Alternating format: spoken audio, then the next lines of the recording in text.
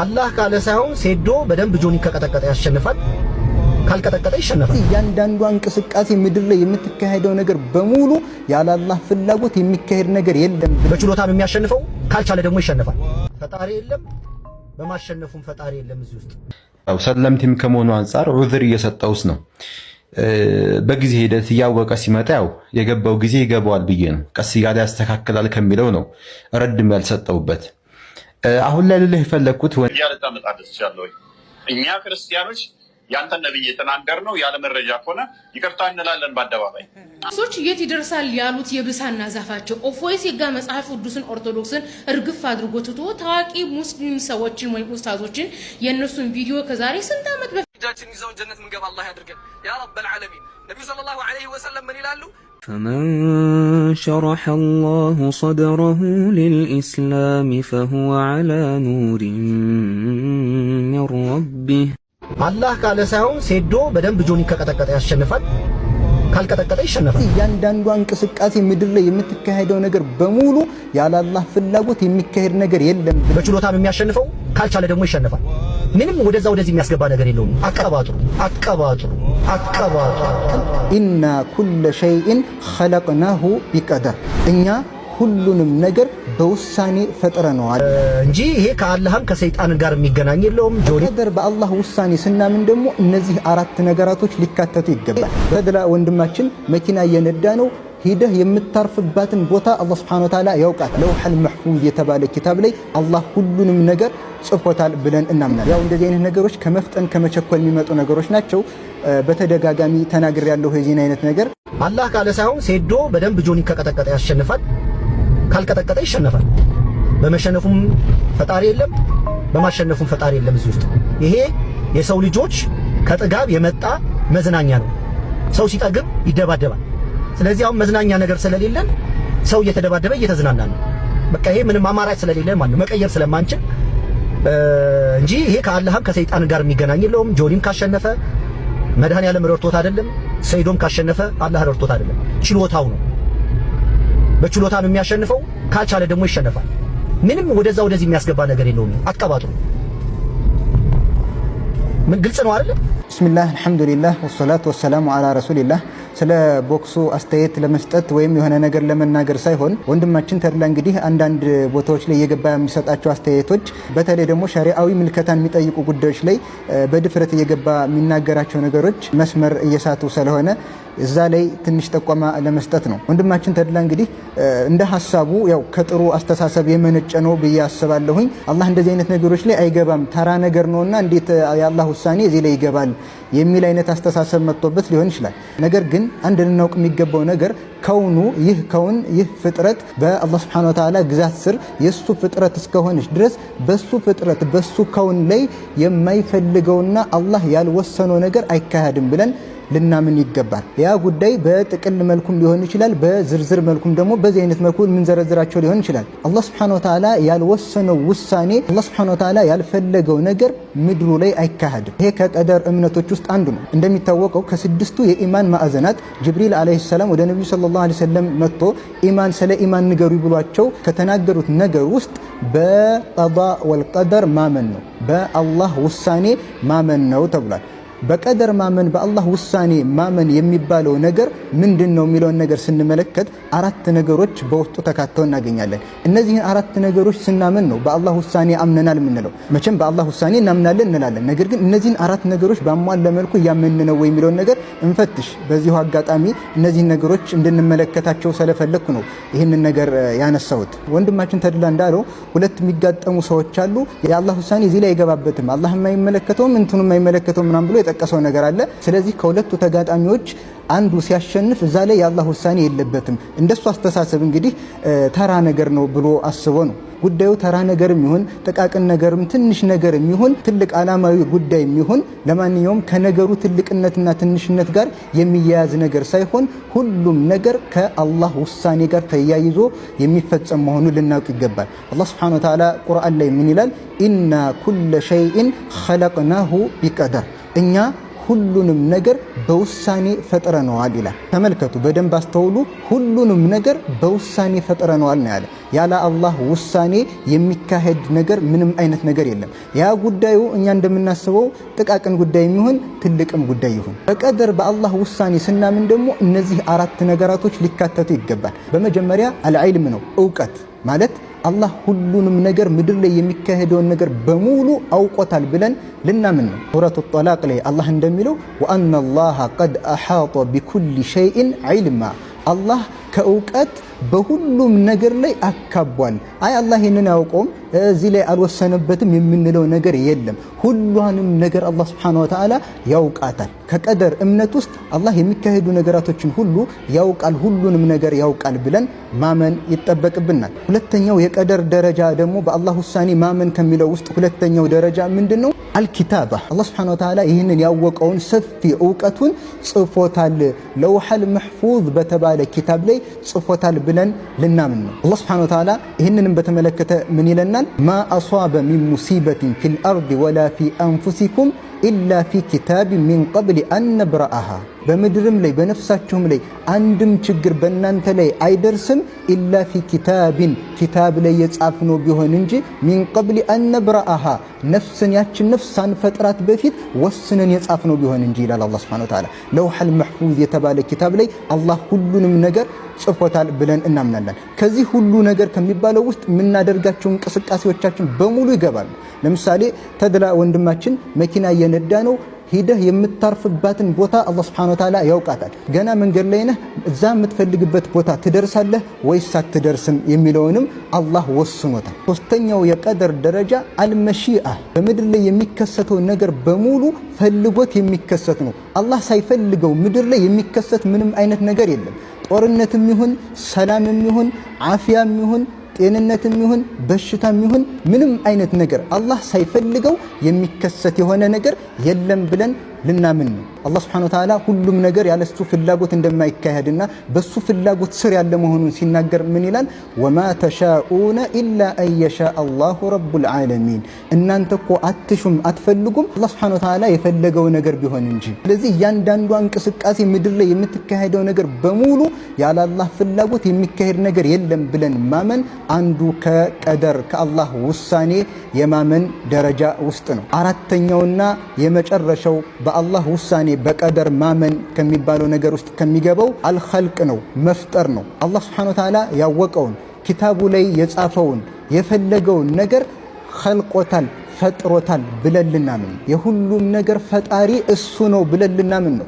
መኽሉቅ ሆኖ ፍጡር ሆኖ አላህ ያልፈጠረው ፍጥረት የለም። ሁሉንም ፍጥረት ያስገኘው ማን ነው? አላህ ሱብሓነሁ ወተዓላ ነው ብለን ልናምን ነው። ይህንንም በተመለከተ አላህ ምን ይላል? አላሁ ኻሊቁ ኩሊ ሸይእ ወሁወ ዐላ ኩሊ ሸይእን ወኪል ይላል አላህ ሱብሓነሁ ወተዓላ። የሁሉም ነገር ፈጣሪው አላህ ነው፣ እሱም በሁሉ ነገር ተጠባባቂ የሆነ ጌታ ነው ብሎ ይናገራል። እና በአላህ ውሳኔ አመኛለሁ ስንል እነዚህን አራት ነገሮች ባሟላ መልኩ ሊሆን ይገባል። ስለዚህ ወንድማችን ተድላ እዚህ ጋር ማስተካከል ያለብህ ምንድነው?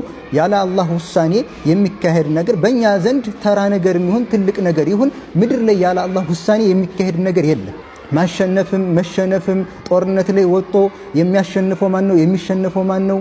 ምድር ላይ የሚከሰቱ ነገሮች በሙሉ ያለ አላህ ውሳኔ አይከሰቱም ብለን ልናምን ይገባል። ይህ ከቀደር እምነት አንዱ ክፍል ነውና ማለት ነው። ስለዚህ ወንድማችን ተድላ ይህንን ነገር ታስተካክላለህ ብለን እናስባለን። ያው እንደዚህ አይነት ነገሮች ከመፍጠን ከመቸኮል የሚመጡ ነገሮች ናቸው። በተደጋጋሚ ተናግር ያለው የዚህን አይነት ነገር ወንድማችን ተድላ ባትፈጥን ባትቸኩል ጥሩ ነው ብያለሁ። ነገር ግን ግዴታ ተቀበለኝ አይባልም። ብትቀበል መልካም ነው። ካልሆነ ግን እንደዚህ ፈጠን እያልክ አንዳንዴ ትንሽ የምታበላሻቸውን ነገሮች በዚህ አይነት መልኩ እያስተካከልን የምንሄድ ይሆናል። ምክንያቱም አንተም የተሳሳተ አይነት አስተሳሰብ ትይዛለህ፣ ለሌሎችም ደግሞ አንተ ያልከው ትክክል መስሏቸው ሊከተሉ ስለሚችሉ ነገሩን በዚህ አይነት መልኩ ግልጽ እያደረግነ መማማሪያ እያደረግነው መተዋወሻ እያደረግነው እንሄዳለን። ወሰላሙ አለይኩም ወራህመቱላሂ ወበረካቱ።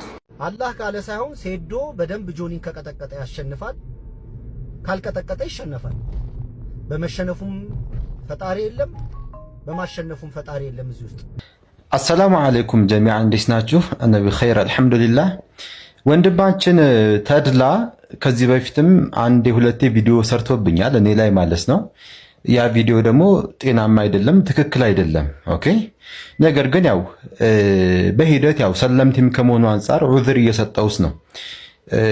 በጊዜ ሂደት እያወቀ ሲመጣ ያው የገባው ጊዜ ይገባዋል ብዬ ነው። ቀስ እያለ ያስተካክላል ከሚለው ነው ረድም ያልሰጠውበት። አሁን ላይ ልልህ የፈለግኩት ወንድሜ ተድላ እኔ አከብርሃለሁ፣ እወድሃለሁ ለአላህ ብዬ ሙስሊም እስከሆንክ ድረስ ማለት ነው። በቀዷ ወልቀድር ላይ ጥንቃቄ ያስፈልጋል። አሁን ምንድነው ዳይሬክትሊ ገለጥ በጣም ስህተት ነው የተናገርከው በሁሉም ነገር ላይ በጥሩም በመጥፎም። ኦኬ የአላሁ ስብሓነሁ ወተዓላ መሻት ፍላጎት ያለበት ነው። ቀዷ ወልቀድር እንዳለ ሆኖ አላሁ ስብሓነሁ ወተዓላ ቁርአን ለምንድን ነው ያለው? ወማ ተሻኡና ኢላ አየሻ አላህ ኸላስ 4 ነጥብ። የትኛውን ነገር ላይ እናንተ ስትሹ የሰው ልጅ ነፃ ምርጫ አለው። ያንን ነፃ ምርጫውን ሲሻ ሲፈልግ ማለት ነው ሲያደርግ የአላሁ ስብሓነሁ ወተዓላ በዛ ላይ ፍላጎቱ አለበት። በአላህ እውቀት የተካበበ ነው። ኦኬ አላህ በሱ ነፃ ምርጫ ላይ የአላህ ፍላጎት አለበት። ስለዚህ አላህ በሁሉም ነገር ላይ አለ። ይህንን ማወቅ አለብን። ኦኬ መጥፎ ነገር ስንሰራ ኤግዛክትሊ ነፃ ምርጫ የኛ ነፃ ምርጫ ከኛ የመነጨ ነው። የኛ ነፃ ምርጫችን ነው። ጥሩ ነገርም ስንሰራ አላሁ ስብሓነሁ ወተዓላ ለዛ ጥሩ ነገር መርቶን ነው። ግን ደግሞ እንዳጠቃላይ ጀነራሊ የአላሁ ስብሓነሁ ወተዓላ መሻት አለ። እኛ ዛሬ ላይ የምንሰራቸው ፊዕሎች ማለት ነው ወይ ደግሞ ቀውልያዎችም ሊሆኑ ይችላሉ ከመፈጠራችን ይህን ነገር ከመስራታችን በፊት አላሁ ስብሓነሁ ወተዓላ በለውሐል መሕፉዝ ላይ ያስቀመጠው ነው። ኦኬ የሱ መሻት የሱ መፈለግ አለ። ስለዚህ አላሁ ስብሓነሁ ወተዓላ የለበትም አይባል። ስለ እስልምና ስናወራ ጥንቃቄ ያስፈልጋል። ኦኬ ስለ እስልምና ጠለቅ ያለ ግንዛቤ እንዲኖር እፈልጋለሁ ወንድሜ ተድላ እንድታስተካክል ነው። ባረከላሁ ፊኩም። ያለታ መጣደስ ይችላል። እኛ ክርስቲያኖች ያንተን ነብይ የተናገርነው ያለ መረጃ ከሆነ ይቅርታ እንላለን በአደባባይ። አንድ አምጣስ ያጠለሻችሁብን ያላችሁትን ነብያችሁን ያጠለሹት እና አይሻ ናቸው፣ ሚስቶቹ ናቸው። ገመናውን አውጥተው ሜዳሊያ ሰጡ። ኦርቶዶክሶች የት ይደርሳል ያሉት የብሳና ዛፋቸው ኦፎይስ የጋ መጽሐፍ ቅዱስን ኦርቶዶክስን እርግፍ አድርጎ ትቶ ታዋቂ ሙስሊም ሰዎችን ወይም ኡስታዞችን የነሱን ቪዲዮ ከዛሬ ስንት ዓመት በፊት የተናገሩትን እየለቃቀመ እየመጣ የቪዲዮ ግብአት አድርጎ ቁጭ ብሏል። እኛ ግን ንጽጽር ዛሬም ነገም ከነጎዳም መጽሐፍ ቅዱስን እየገለጥን የኦርቶዶክስና መሰል የስላሴ ዶክትሪን ቤተክርስቲያናት ወንጌል ላይ የሉም፣ ዶግማቸው መጽሐፍ ቅዱስ ላይ የሉም፣ ቤተክርስቲያን ተሳስታለች፣ ቄስና መነኩሴዎች ናቸው ኢየሱስን ፈጣሪ ያደረጉት እያል እለት ከጧት እስከ ማታ ሶሻል ሚዲያ ላይ እያስተማር ነው። ኦፎይስ ጋር ግን መጽሐፍ ቅዱስን ገልጦ ኦርቶዶክስንም ፕሮቴስታንትንም ስላሴንም ማሳየት አልቻለም። ምክንያቱም ቤተክርስቲያን እንድትሳሳሰች ያምናል። ቄስና መነኩሴ ተሰብስበው ኢየሱስን ፈጣሪ እንዳደረጉት ያምናል። የነገርነውን አምኗል። የኦርቶዶክስ ዶግማ ዋጋ የሌለው እንደሆነ አምናል። ሶሻል ሚዲያ ላይ እድሜውን የሚያራዝመው ምንድነው? የታዋቂ ቲክቶከሮችን የታዋቂ ኡስታዞችን ቪዲዮ አጥቶ የቪዲዮ ግብአት አድርጎ እንዲያ ነው ያለ ቪዲዮ መስራት። አያችሁት?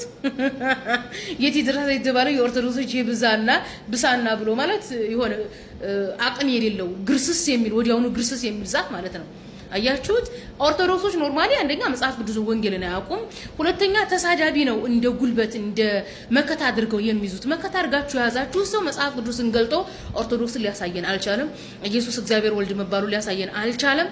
እንኳን ሊያሳየን ቀርቶ አንድ ቀን እንኳን ደፍሮ ቪዲዮ አልሰራም።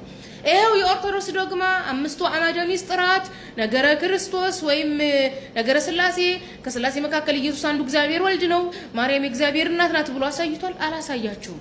ስለ ስጋው ደሙ አሳይቷችኋል። የኢየሱስ ስጋና ደም ይበላል ይጠጣል የጀመረው በ11ኛው ክፍለ ዘመን ነው፣ በ10ኛው ክፍለ ዘመን ነው። ኢየሱስ ፈጣሪ የተደረገው በ4ኛው ክፍለ ዘመን ነው። ማርያም የፈጣሪነት የተደረገችው በ5ኛው ክፍለ ዘመን ነው ይላችኋል። አይላችሁም፣ መቼም አይላችሁም። ለዚህ ነው የክርስትና መጨረሻ እንደዚህ ነው፣ እየተንሸራተተ መጨረሻው እንጦሮንጦስ ይሆናል ማለት ነው። እንደዚህ ነው እያንሸራተትን ገና ቤተክርስቲያናችሁን በራሳችሁ እጅ ትዘጋላችሁ የምንለው። እንግዲህ ፎሲ ጋር የኡስታዝ በድሩን ቪዲዮ ከየት ፈልጎ እንዳመጣው አላህ ይወቅ አምጥቶ አይሻ ስለምን ገመና ነው ያወጣችሁ? ስለምን ገመና ነው የምታወሩት? እኛ ጋር ገመና የሚባል ነገር የለም። መጽሐፍ ቅዱስ ላይ አባትና ልጅ ዘሙተው ልጅ ወለዱ፣ ወንድም እህቱን ደፈረ፣ ከዛ በላይ ገመና አለ እንዴ? ያ እንኳን ገመና አልተባለም። በእናታችን አይሻ በነቢያችን ሚስቶችና በሳቸው መካከል ምንም ገመና የለም። አልሐምዱሊላህ ጥርት ያለ ነው። እጃችን ይዘውን ጀነት ምንገባ አላህ ያድርገን ያ ረበል ዓለሚን። ነብዩ ሰለላሁ ዐለይሂ ወሰለም ምን ይላሉ? መን استطاع ان يموت بالمدينه فليمت فانا شفيع لاهل المدينه መዲና ላይ መጥቶ መሞት የቻለ ሰው መዲና ላይ መጥቶ ይሙት። እኔ መዲና ላይ የሞተን ሰው እጁን ይዞ ጀነት የምገባው እኔ ነኝ ብለዋል ሰለላሁ ዐለይሂ ወሰለም። ነብዩ እጃችን ይዘውን ጀነት እንገባ አላህ ያድርገን። ወአለይኩም ወራህመቱላሂ ወበረካቱ። እንደሰማችሁ ይህ ግለሰብ ያለ ያለው መዲና ውስጥ የሞተ ሰው ነብዩ ሰለላሁ ዐለይሂ ወሰለም እጁን ይዞ ጀነት ይገባል ብለዋል እያለ ነው። ይሄ ነገር በሐዲስ ውስጥ አለ የለም? ነብዩ ሰለላሁ ዐለይሂ ወሰለም ሙእሚን ሆኖ መዲና ውስጥ የሞተን ሰው ሸፋዓ ይቆምለታል ብለዋል። አዎ አማላጅነት ሊቆምለት ይችላል። ነገር ግን እጁን ይዤ ጀነት ይገባል የሚለው ይሄ ከኪሱ የተጨመረበት ነው፣ ሐዲሱ ላይ የለም። ሌላኛው መን استطاع ان يموت بالمدينه فليمت የሚል ሐዲስ መሞትን የቻለ ማለት አይደለም። ላ መዲና ውስጥ መኖር የቻለ እድሜው እስከሚያልቅ ድረስ ማለት ነው። ምክንያቱም ሞትን የቻለ ማለት ሞት በእኛ እጃችን አይደለችም። አልመውቱ ለይሰ ምን استطاعة احد ሞት የማንም ችሎታ የሌለባት ነው። የአላሁ ስብሐነሁ ወተዓላ ትእዛዝ ብቻ ያለባት ነው ማለት ነው። ማንኛውም ሰው መዲና ላይ መሞት ይቻለ ማለት እዛ ላይ የኖረው ከዛ አጀሉ እዛ የደረሰበት ማለት ነው። አጀል ደግሞ በአላህ እጅ ያለው ማንም ሰው አያውቅም ማለት ነው። ሌላኛ ሸርጥ ደግሞ ሙእሚን መሆን ነው። ምክንያቱም መዲና ውስጥ እየኖርክ የአላህን ስብሐነሁ ወተዓላ አናቅስቶችን ማታጸድቅ ከሆነ ሲፋቶችን ማታጸድቅ ከሆነ የነቢዩን ሰለላሁ ዐለይሂ ወሰለም ሱና ላይ የሚያትኖር ከሆነ መዲና ላይ ውስጥ መኖርህ ያኔ ለይሰ ሙዕተበር ማለት ነው። ቁጥር ውስጥ የሚገባ አይደለም። ምክንያቱም በአሁኑ አይደለም በነቢዩ ሰለላሁ ዐለይሂ ወሰለም ጊዜ ሙናፊቆች እየኖሩበት ነበር።